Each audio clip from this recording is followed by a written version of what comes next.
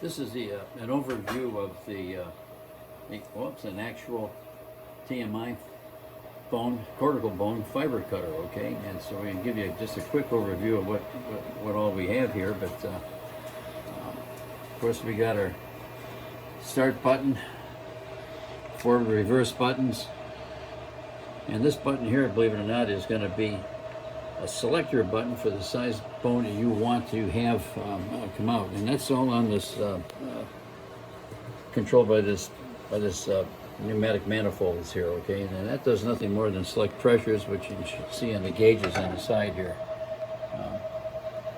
And once you get something set on that, we need to start by looking at the front of this, and this is the actual cutting head. And by pulling one of these pins,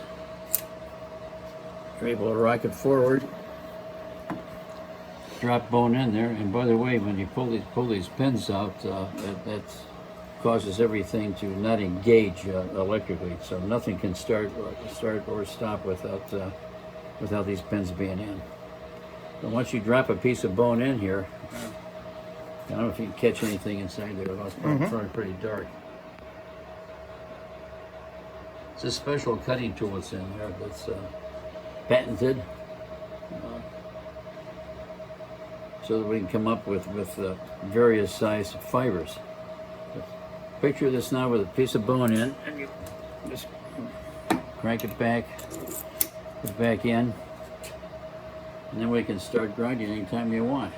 This is a cortical bone, mineralized cortical bone that we're going to be using for these trials, and it can be ground cold or at room temperature.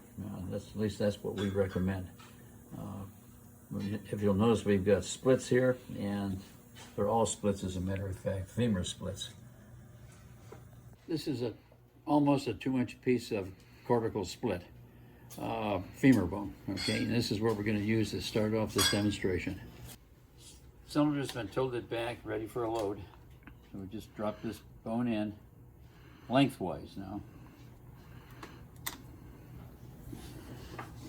Tilt cylinder back, push, this is a push cylinder, by the way.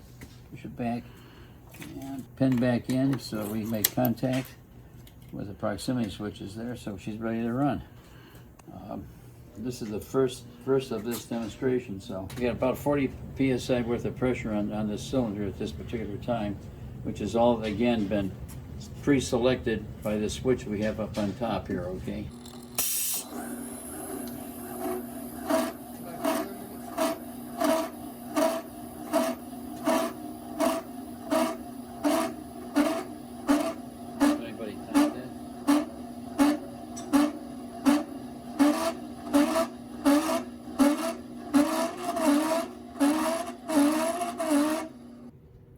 This is the first sampling of cut fiber that we just demonstrated a second ago here, and I hope you noticed there wasn't more than about 30 seconds to grind all this off that 2-inch piece of bone. But it's another 2-inch piece of cortical bone, femur, and you can see how it's laying on its side there. Top switch has been flipped, so we've got a 50 psi selection of pressure right now, which again will give us a variance of thicknesses of each fiber.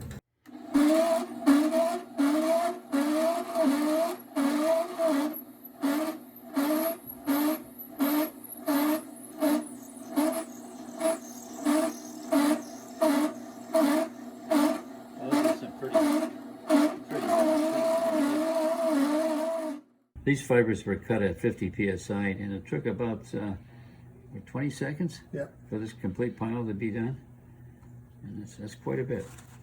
This one is not split, as you can see, but well debrided, and so we're going to grind this now at 40 psi.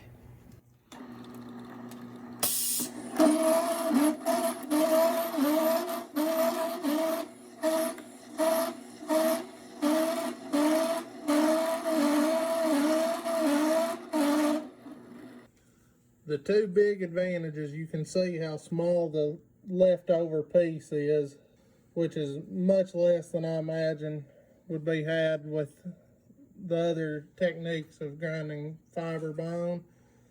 The other advantage is instead of the whole machine having to be shut down and sterilized, just the cutting head and the cutter can be pulled off, another head and cutter put on, and be used in production while this head is being autoclaved. One more advantage to grinding the bone this way is with CNC type equipment, if it breaks, you have to re-grip and figure out another way to cut it again. With this machine, if it breaks, you continue grinding and it keeps giving you fibers. They may just be a little bit shorter than they were before.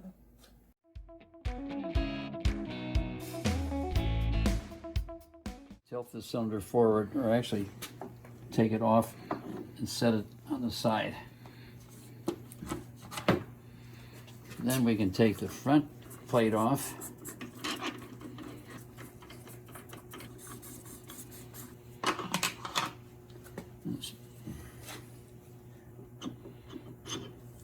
And a small person, a young girl, can actually pull this off without any trouble.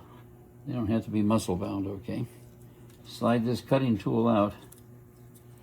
It's just been well used and it needs to be cleaned out.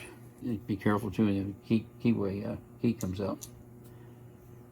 Okay, that's it.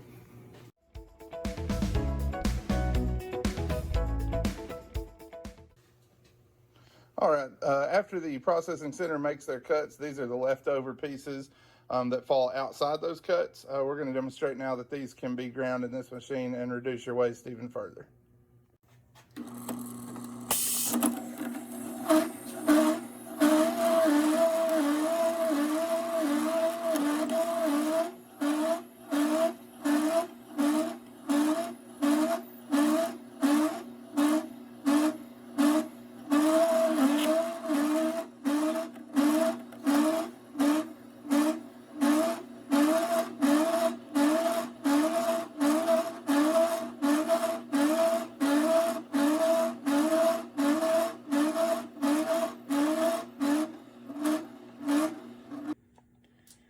All right, and after grinding the remnants, this is what we have left as scrap. This is all the ground bone that left over from the remnants that we just put in a moment ago.